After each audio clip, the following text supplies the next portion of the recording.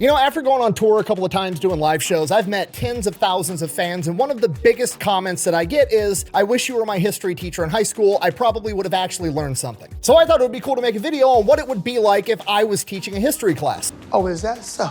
And in my opinion, one of the most important things a history teacher can do is demonstrate to their class that history is important because history can be the best predictor of the future, and it can help you understand current events. So today, I'm gonna try to do just that.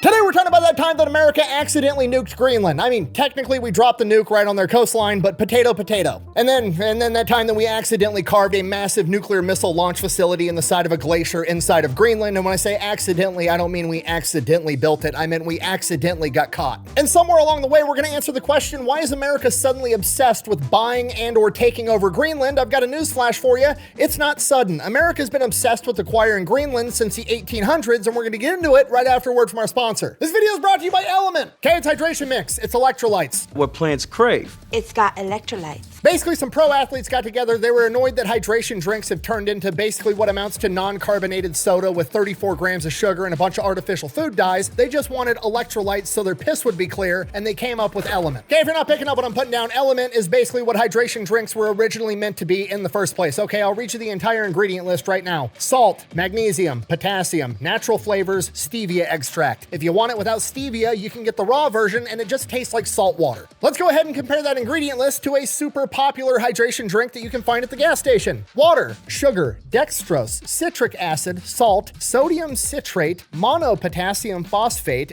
gum arabic, natural flavor, sucralose acetate, isobutrate, glycerol ester of rosin yellow 6. Sounds fucking healthy. You know I don't speak Spanish. Okay, not a chemist, but I'm gonna go ahead and say the Element's better. On top of that, it doesn't come in pre-made bottles. It comes in these fancy little sticks. You throw a handful of them in your backpack, your bag, your pocket, whatever. You drink them whenever you want. They got a bunch of different flavors. They're all good, but my personal favorite's the lemonade, and you can try them all out when you use my link down below, because when you use that link, you're gonna get a free sample pack with your order. Now let's get back to the video. All right, class, our story begins in 1867. The American Civil War has just ended, and the American Secretary of State, William Seward, has decided that he wants to try to purchase Alaska from Russia. Why does he want to purchase Alaska? Can he tell the future? Does he know that Alaska is going to be one of the most strategically valuable pieces of land on the entire planet? No, he does not. He pretty much wants to purchase Alaska for the sole reason so that Britain can't have it. Is it petty? Yes, but also based. In order to accomplish this, he calls upon somebody even pettier than him, the American diplomat to Russia, the legendary Cassius Clay, the most gangster politician of all time. Together, they broker a deal to purchase Alaska from Russia for $7.2 million, a whopping 2 cents an acre. Now, with the benefit of hindsight, understanding that Alaska is full of natural resources, on top of that, it is very important geographically for military strategy, it is seen as one of the greatest real estate deals of all time. But that's not really how everybody saw it in 1867, because they didn't know that yet, so they interpreted this as, we just got out of the Civil War, we're broke, and you guys are spending $7.2 million buying a frozen wasteland where nobody wants to live. What a waste of fucking money. It's a wash. Well, why you do it then, baby Billy? Well, because I'm selfless. William Seward, on the other hand, is not deterred. He just got one deal done. He wants to keep the momentum going. He looks around and he's like, what else can I buy? And then he sees another frozen wasteland, Greenland. He sends surveyors over there. They bring back reports. He's trying to justify to Congress of why we should buy Greenland. He's in talks with Denmark, trying to purchase it from Denmark. The word is he wants to pay $5.5 million. However, due to the public backlash from Alaska and them not wanting to buy another frozen wasteland, the deal never comes to fruition, even though he really wanted to. And this kicks off America's long-held tradition of trying to buy Greenland from Denmark.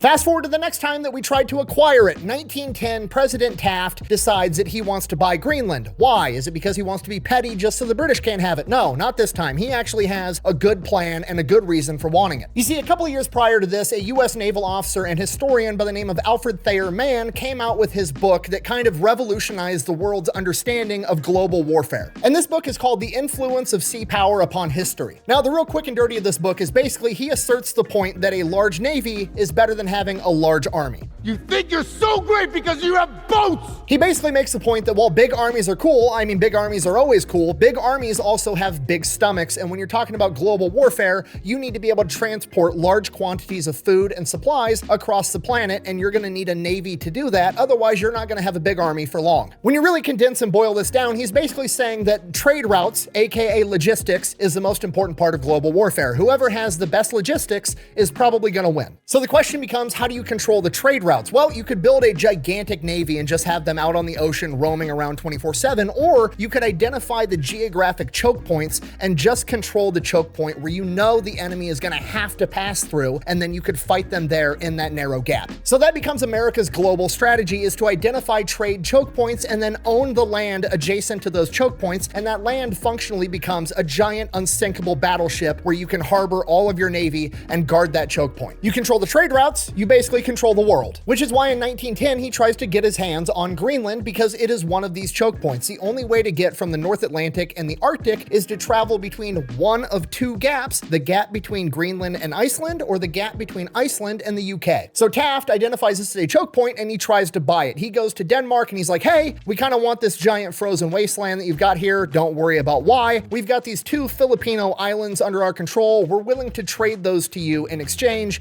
Denmark refuses. So it's looking like Denmark doesn't want to sell any of its empire, but then in 1917, 7 years later, America reapproaches Denmark and is like, hey, we know you're not looking to sell Greenland. However, you have these islands over here that are now called the Virgin Islands, and we need a bunch of forward operational bases and fueling stations for our global empire's navy. Would you be willing to sell it? And Denmark is like, sure, $25 million. America purchases the Virgin Islands from Denmark for $25 million. And this kind of keeps alive the hope or the idea that maybe one day in the future, Denmark will be willing to sell Greenland as well. Fast forward the early morning hours of April 9th, 1940, Germany invades Denmark. Okay, fast forward again, lunchtime, April 9th, 1940, Germany has conquered Denmark. It took about 6 hours. Took him one day. Okay, that kind of sounds like I'm talking smack. I'm not. That's just factually what happened. If I was talking smack, I would be like, what the fuck is going on over in Denmark? The Polish had a post office in Danzig that managed to hold out against the Nazis for 15 hours, and your whole country folded in 6? What are you guys doing? Okay, look, I'm just saying, when the Polish mail carriers are outperforming your entire military, it's not a good look. Buh! They were ambushed and caught off guard. That's not fair. Buh! Yeah, that's cope. I'm sorry. I'm not buying the statement that the Polish mailmen had better operational intel as to what the Nazis were up to than an entire country's military, okay? Moving on. Regardless, Greenland is now defenseless. America already wants Greenland. On top of that, they definitely don't want the Nazis taking over Greenland and putting, forward weather stations and airstrips and all kinds of shit they're gonna need for war to attack the US one day, so America immediately moves in. Now, legally speaking, America has no authority to do this. Factually speaking, who the fuck's gonna stop them? Because it sure as shit ain't Denmark. Damn. So about a year later, America decides, okay, we should probably make this, legal, so we have an excuse to actually have this humongous military presence in Greenland. Cue this man, Heinrich Kaufmann, Denmark's ambassador in the United States of America. He's living in the US when Denmark is invaded. So obviously, not a huge fan of the Nazis. They just conquered his entire country. So he goes to the American government and is like, look, I'm willing to sign pretty much whatever you want. He signs the Greenland Defense Agreement, which basically just says, Denmark still owns Greenland. However, the United States can do whatever the fuck they want there. You want to build airstrips, occupy it with your military, go for it. Say that again? To which the American government is like, I'm sorry, you're just the ambassador. Do you have the authority to do this? Like, did the Danish government sign off on this? And he's like, no, not at all. They're actually going to charge me with high treason for this. But as far as I'm concerned, they're all under Nazi occupation. We can't trust anything they say. And I think this is what the king would want. So I'm going to go ahead and give you permission to do it. So you're just like one guy going rogue with no actual authority to do this on behalf of your country. They're actually going to nickname me the King of Greenland after this. Good enough for me. Send in the troops. And they will have felt grateful and encouraged when the president expressed his hope for a speedy liberation of Denmark, and they heard the president's assurance that Greenland will remain Danish. In this world of broken treaties, they know the word of the American people and their government can be trusted. The Danish government then goes on to charge Heinrich with high treason, tells him to come back home to face his punishment, and he's like, stays living in America for the rest of World War II. After World War II, returns home when the government is back to normal and he is welcomed as a hero. So World War II ends, 1946. Now we've got a problem because Denmark kind of wants their territory back, but also America has spent a ton of money developing all of these defenses and airstrips and all kinds of shit all over Greenland. They've got a lot of money invested. They kind of want something out of it. Or better yet, to just own it as a whole. So President Truman goes to the Danish government and is like, I will give you $100 million in straight gold if you sell me Greenland. I love gold. To which the Danish government is like, counteroffer, we're not going to sell you Greenland. You can keep your gold, but we're willing to sign the Defense of Greenland Agreement. To which the American government is like, okay, I'm listening. What are the terms of this agreement? Well, basically, we still own Greenland, but you can go ahead and stay there, occupy it, have a huge military presence there, and more or less act like you own it, but on paper, we still own it. I'm sorry, your counteroffer is that you want me to keep all my money and then just continue occupying Greenland and act like I own it. Uh-huh. Deal? Damn good deal. Okay, I'm gonna be honest here. I don't know what's worse, Denmark's ability to defend itself from the Nazis or their negotiating ability, because that is some insane negotiating tactics. This would literally be like walking up to your dream house that's not for sale, it's not on the market. So you like go up, ring the doorbell, the homeowner answers, you're like, hey, I really like this house. I know it's not for sale. I'm gonna overpay you for it. I'll give you $10 million if you sell me this house. And the homeowner's like, counteroffer, you can keep your money, I'll move out, you can move in and just act like you own the place for free. Okay, I don't even know what's going on anymore. Is this a test?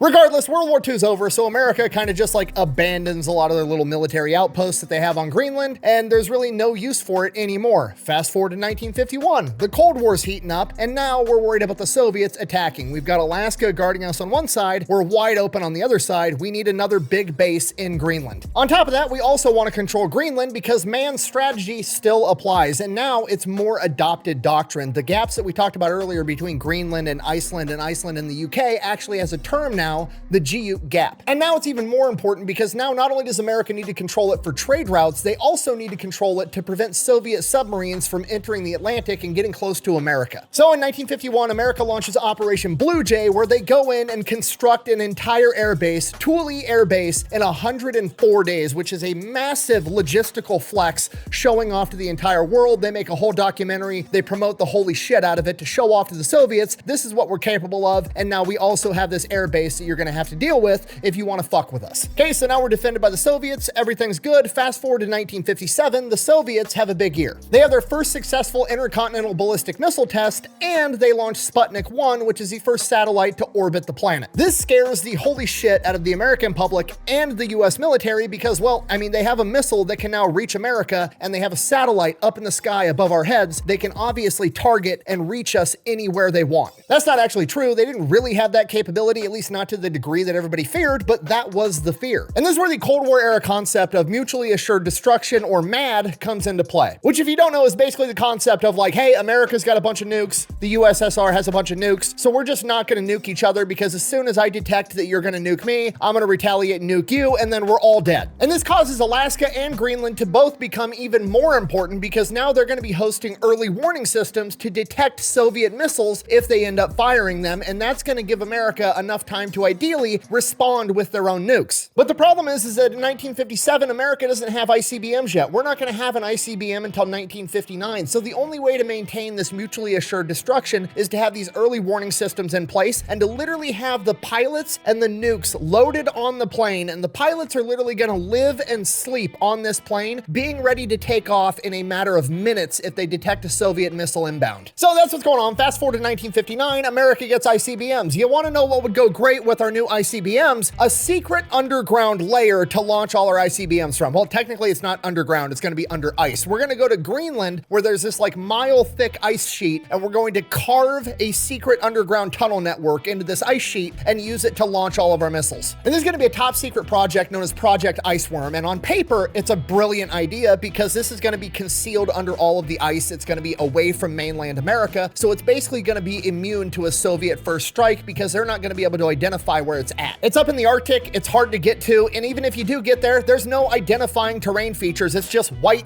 ice wasteland absolutely everywhere. The Soviets are never gonna be able to find it. Off paper, just, you know, as a guy, as an electrician, a dude that's built a lot of stuff, the idea of building an entire nuclear base out of ice kind of seems like a stupid idea because I know this is going to be shocking to many of you. Ice fucking melts. But hey, what do I know? I mean, I'm just some dude that makes a living selling t-shirts on his YouTube channel. I'm sure the scientists and the people put in charge of trillions of tax dollars are much smarter than me, and it's gonna work out fine. Let's see what happens. We call this foreshadowing. So in 1959, they start building this secret under ice base, and pretty quickly, the people from Denmark are like, hey, what the fuck are you guys doing? And even though America has a treaty that pretty much says they can do whatever they want on Greenland, they also can't really tell the Danish people what they're doing for a couple of reasons. One, it's a secret, and two, they're gonna be fucking pissed. You see, at this point in time, Denmark has a pretty solid stance on like, we don't want anything to do with this nuclear arms race. They're sitting there watching America and the USSR basically have a pissing contest to see who could blow up the world the best, and Denmark is like, we don't want anything to do with this because if you start building nuclear facilities on Greenland or our land or anything associated with us, we become a target. We don't want that target painted on our back, which, to be fair, is completely reasonable. So the American government is like, okay, we'll stop. No, I'm just kidding.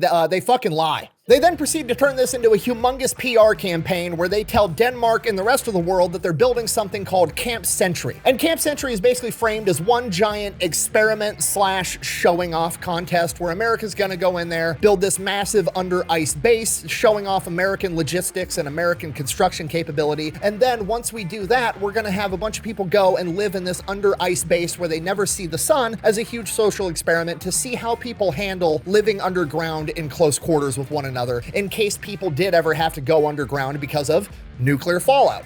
Okie dokie. Okay, now on one hand, that sounds kind of fucking stupid, but on the other hand, this is the American government, so that makes complete sense. Sure, go ahead and build your underground experiment. So the Americans get to work. First things first, how are we gonna power this thing? Okay, if we have to ship diesel fuel for generators all the way into the Arctic Ocean, that's gonna be a humongous logistical strain, so that's not ideal. You know what would be cool? We could build the world's first portable nuclear reactor and then ship it to the Arctic and then install it in our fucking freezer base. Next question, how are we gonna get fresh drinking water? Well, we are surrounded by ice. You can't drink ice. We got to figure out some way to melt it. So they go inside the base, they drill a gigantic hole straight down, and then just basically drop a space heater into it, and then proceed to melt the ice in the hole, basically creating a giant well of fresh glacial ice. I'm gonna say that again, but slower. They're gonna melt a bunch of the ice underneath their base, which is made out of ice. Absolutely nothing could go wrong. And then we're not even gonna touch on the fact that like ancient bacteria and viruses, like, I don't know, the bubonic plague can all get frozen and trapped inside of glacial ice and be preserved there. And then once thawed out can be completely active and back to normal. And then that's the water that we're gonna be drinking. That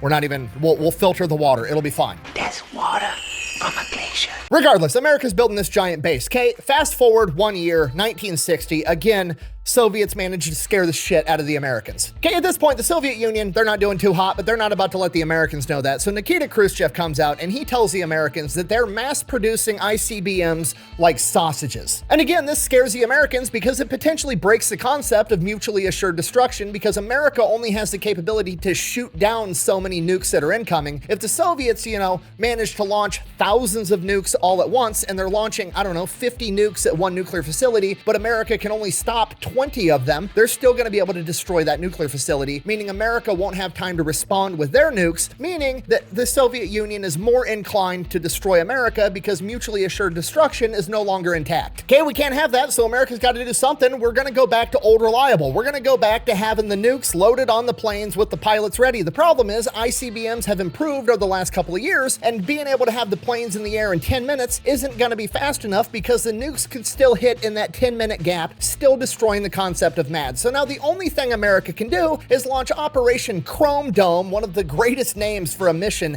ever, where America is just going to have planes in the air 24/7 all day, every day, for years. Okay, I'm not exaggerating. We actually did this. We loaded nuclear warheads onto B-52 heavy bombers and just had them doing hot laps around the entire continent of North America all day, every day, 24/7. That way the planes are already in the air, so once America detects that the nukes are inbound, they're just gonna radio the pilots, hey, we're all gonna die, they fired the nukes. The pilots are gonna be like, copy, they're gonna change course, break out of their hot lap, and beeline it to the USSR and bomb them back. Okay, imagine having that pilot's job. Like, I'm gonna go to work, it's gonna be super boring, or it's gonna be the apocalypse. There's no in between. Doesn't sound so bad. Anyways, that goes on for years. Fast forward to 1963, going back over to our secret project Iceworm, our glacier base. You're never gonna believe this. We have to abandon the project because The ice is fucking melting. Luckily, obviously, this was predictable and everybody saw this coming, so they had a plan to evacuate and take out everything with them. No, I'm just kidding.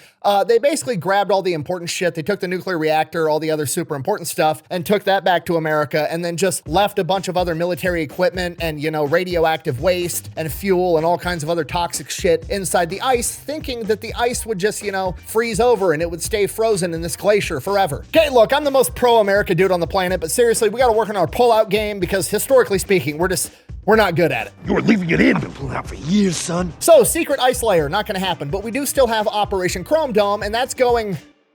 I mean, it's going. In 1961, there was a crash and we accidentally dropped 2 of the nukes in North Carolina. Luckily, they didn't detonate. And then in the same year, in 1961, we also accidentally dropped some on California. Luckily, those didn't detonate either. And then in 1964, same thing again happened in Maryland. Got lucky, they didn't detonate. And then in 1966, our luck would run out. On the coastline of Spain in the Mediterranean, a B-52 carrying 4 hydrogen bombs had a mid-air collision with an oil tanker that was doing aerial refueling. 2 of the bombs had their conventional explosives detonate, blowing the nuclear material all over the place, contaminating absolutely everything, and it's going to emit radiation for millions of years, so that takes a ton of extensive cleanup. One of the bombs fell on land, did not detonate, and was recovered, and the other bomb fell into the Mediterranean and is just sitting down there at the bottom of the ocean, and America has to figure out how to go get it. So Uncle Sam calls up one of his main characters, a guy by the name of Carl Brashear, the first ever black master diver in American history, who lost his leg in an accident and then went on to become the first amputee master diver in history, and they send him down to the bottom of the ocean in his dive suit, and he is able to recover this nuclear warhead. There's an entire movie about this guy. It's one of my favorite military movies of all time. It's called Men of Honor with Cuba Gooding Jr. You should absolutely watch it if you haven't already. Fast forward again, 1968, Operation Chrome Dome. B-52 pilots are flying thermonuclear warheads that are active off the coast of Greenland. They're headed up into the Arctic. It's getting kind of cold in the cabin, and one of the pilots has a brilliant idea to keep it warm in there. He's gonna, you know, adjust some shit in there, and he's gonna have hot air from the engine manifold flow directly into the cabin. The air coming into the cabin is so hot that it catches the upholstery of the chairs they're sitting on fire, and the crew is forced to bail out. The plane crashes, the conventional explosives and the nuclear bombs detonate, blowing radioactive material all over the fucking place, and America has to go in there, and there is extensive cleanup that has to happen. On top of that, the Danish government is absolutely pissed that America's flying nuclear warheads over their territory when they specifically told us that they wanted nothing to do with that, and this leads to the end of Operation Chrome Dome. We need it for national protection. We need Greenland for national protection. Fast forward to modern times, both 2019 and today, Donald Trump, during both of his presidential terms, has attempted to acquire Greenland. Why does he want Greenland? Well, for all of the reasons that we've already highlighted in this video, all of those are still relevant. But why does he want it right now? Why is it so important right now? In the 1800s, it was important to acquire it so that we could be petty so the British couldn't have it. In World War II, it was important that we had it so the Nazis couldn't have it. During the Cold War, it was important that America had it so the Soviets couldn't have it and be within striking distance of America, and America could instead use it to defend itself from the USSR. So why is it so important today? It's China. China. China. China. China. China. China. China has been showing a huge interest in Greenland since about 2010. They've offered to build airports on the island. They've offered to help build infrastructure. They've tried to acquire mineral mining rights. They're basically trying to work their way into Greenland so that they have a foothold there as well, and America doesn't want that for obvious reasons. Because of that, America tried what America's always tried. They tried to buy Greenland. And just like always, Denmark said no, and now they've went to the negotiating table to come to some kind of agreement. And we don't know what's going to happen yet, but from what we've heard, it sounds like they're just reaffirming the 1951 Defense of Greenland Agreement, and America's going to be allowed to maintain or potentially grow its military presence on the island with missile radars and troops and all kinds of other stuff, and then potentially they're going to talk about mineral rights. If I had to go out and guess, I would say the Trump administration is going to try to buy the mineral rights for Greenland, and I'm going to go out on a limb and say Denmark is going to say no, but we will agree to also not sell the mineral rights to China, Russia, or anybody else. If so facto, history repeats itself. America has a reason for wanting Greenland. America offers to buy Greenland. Denmark says no, keep your money. We keep owning it, but you can pretty much do whatever you want. And that is today's history lesson. History is important to know because it is the best predictor of the future. Thank you for watching. Best way to support the channel is go buy some merch over at thefatelectrician.com. Quack, bang, out. All right, fine. You talked me into it. I'm going to go watch Men of Honor.